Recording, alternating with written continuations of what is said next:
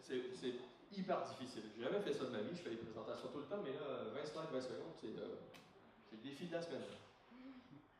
En plus, moi, le BIM, c'est sexy. Allons-y. Daniel Urtubis, alors vous avez bien compris que je ne suis pas de Marseille. D'ailleurs, c'est un peu chaud pour les temps qui courent.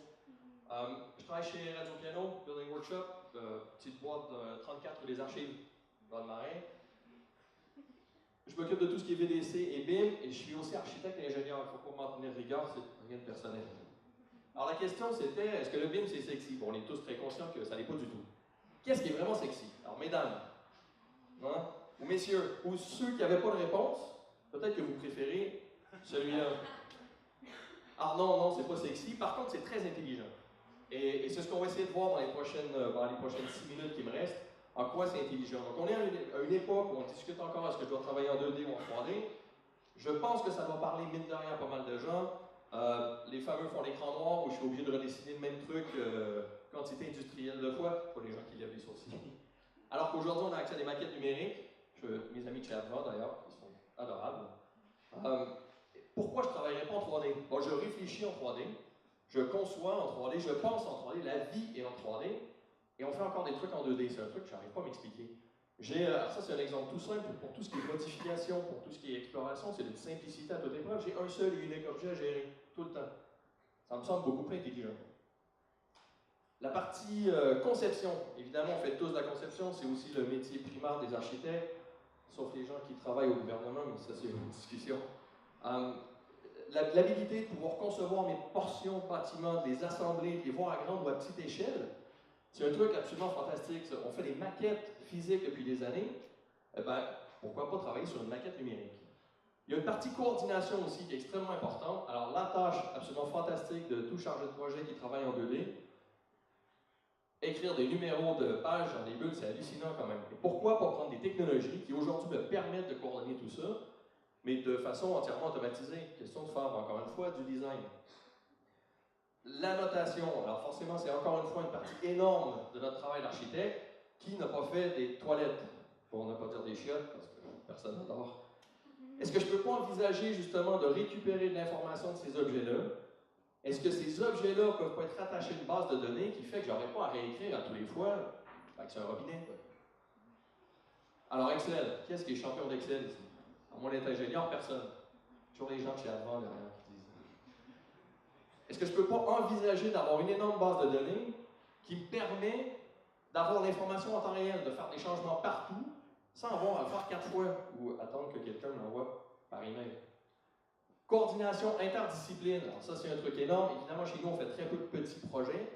On a différents participants, donc architectes, CVC, électricité, qui mettent l'épaule à la roue pour arriver à rassembler tout ce bâtiment-là dans une maquette numérique. Ce qui fait que la coordination se fait de façon beaucoup plus simple, même si c'est un peu bordélique à la fin. Est-ce que je peux collaborer en temps réel? Alors chez nous, c'est effectivement un truc qu'on fait tout le temps. On a toujours des architectes exécutifs. On le fait dans une plateforme qui s'appelle Revit Server, donc c'est dynamique. Et le reste de nos consultants, donc les ingénieurs, on le fait dans une plateforme FTP. Ça coûte 0. Tout se fait entièrement automatisé. Pourquoi pas? Alors oui, on peut collaborer en temps réel aujourd'hui. Tout le monde a entendu parler du BIM, le fameux I dans l'information. À chaque étape de l'avancement du projet, j'injecte l'information. Elle n'est pas forcément de l'architecte. J'ai par exemple les consultants sécurité qui vont m'injecter de l'information dans cette maquette numérique-là. Et ça, c'est l'évolution de l'information. Je n'ai pas à la retraduire ou à la refaire. Ah, la synthèse. Alors, quel fantastique pays, la France, où on fait la synthèse quand le projet est terminé. C'est merveilleux. Alors, on a tout ce qu'il faut, dès le départ, pour commencer à faire la synthèse. Ben, pourquoi on ne le fait pas? On a tous les outils nécessaires pour trouver. Alors, les clashes classiques entre CVC et structure, on a vu tous les jours, n'est-ce pas? La partie analyse, alors tout le monde a vu les études d'ombre, hein, c'est le grand classique, on fait ça depuis des années. Par contre, on a accès à beaucoup d'autres outils. Ça, c'est un exemple sur un projet de réhabilitation à Moscou, parce que oui, on fait de la réhabilitation de temps à autre, où on est capable de calculer la vélocité du vent sur les façades pour voir si ça tient avant même de passer chez le consultant. Beaucoup plus efficace. Dynamo, grâce au port, on en a parlé un petit peu tout à l'heure. On en voit beaucoup, justement, d'exemples qui nous parlent de géométrie.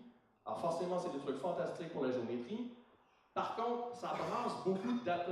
On peut générer beaucoup d'informations à partir de ce type de plateformes qui sont aussi gratuites. Parce que chez Autodesk, c'est rare que les trucs sont gratuits. On a parlé d'impression 3D. Alors forcément, on le fait à plus petite échelle parce qu'on n'a pas les moyens, mine de rien. Mais aujourd'hui, les imprimantes 3D ils sont accessibles à peu près à tout le monde. Au BHV, au Coin de la Rue, ils en vendent. On arrive à faire des trucs qui sont rigolos. Alors la nôtre, à peu près la taille d'un frigidaire, par contre. Mais ça fait des trucs absolument fantastiques. L'image de synthèse, alors le Saint Graal de la présentation, n'est-ce pas? La maquette numérique me sert encore une fois à faire l'image de synthèse. Convaincre les clients, expliquer aux clients, servir de support de vente aux clients, justement, pour convaincre les futurs usagers potentiels. Tout ça, c'est encore une fois à partir de mon processus BIM, de ma maquette numérique. Prochaine étape, ben, la réalité virtuelle. Twinmotion le fait très bien, d'ailleurs, on est assez fan de ce truc-là à la maison. On est, dans ce cas-ci, dans Stingray, on va évoluer tranquillement vers des technologies qui sont de plus en plus efficaces. Tout le monde a entendu parler du nouvel Oculus, de chez Vive.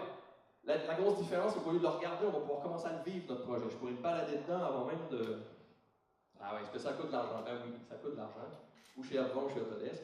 En logiciel, en matériel, en formation, forcément, on n'a pas le choix, c'est comme ça. Par contre, est-ce que ça peut me rapporter de l'argent? Oui. Alors, j'ose espérer que vous deviendrez plus productif, forcément. Est-ce que je ne peux pas générer de nouvelles activités? Je vous parlais de la synthèse tout à l'heure. Rapatrier ça chez l'archi, ça presse.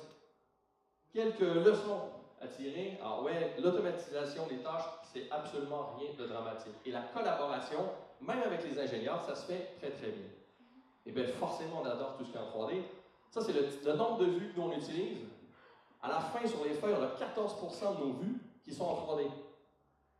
C'est quoi l'avenir?